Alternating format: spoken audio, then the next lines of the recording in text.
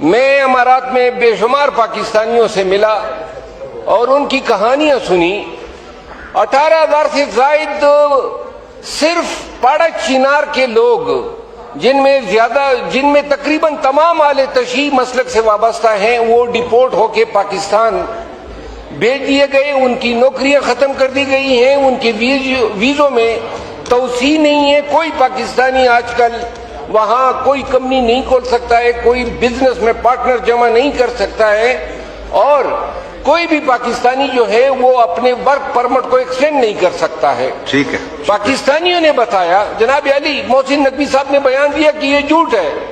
محسن نقوی صاحب جو ہے وہ تو نقوی ہے, امام علی النقی سے ان کا سلسلہ نیابت بنتا ہے, امام حسین اصغر کی اولاد ہیں.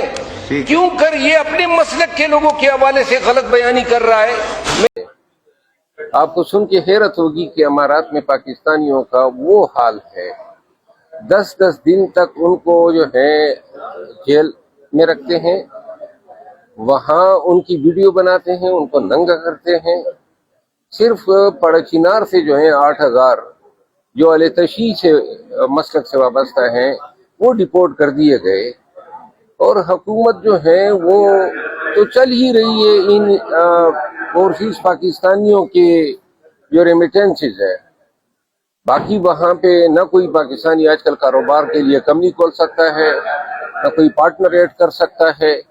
اور مجھے سمجھ نہیں آ رہی ہے کہ امارات اتنی دشمنی پہ کیوں اتر آیا ہے, کیونکہ یہ جو ہو رہا ہے پاکستانیوں کے ساتھ, خصوصاً امارات میں جتنے بھی رئیس وزیر پاکستانی ہیں, کل جب میں ایئرپورٹ پہ آیا 20 پاکستانیوں نے گھیرا اور سب یہ بتا رہے تھے ان کے ساتھ یہ ہوا, ان کے ساتھ یہ ہوا.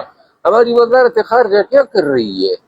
اور میرا خیال یہ ہے کہ جس طریقے سے انہوں نے پیسے مانگے اور جس طریقے سے انہوں نے پاکستان کے خلاف یہ اقدامات اٹھائے ہیں, تقاضا تو یہ ہے اہمیت اور غیرت کا کہ امارات کی آنکھوں میں آنکھیں ڈال کے جواب دیا جائے.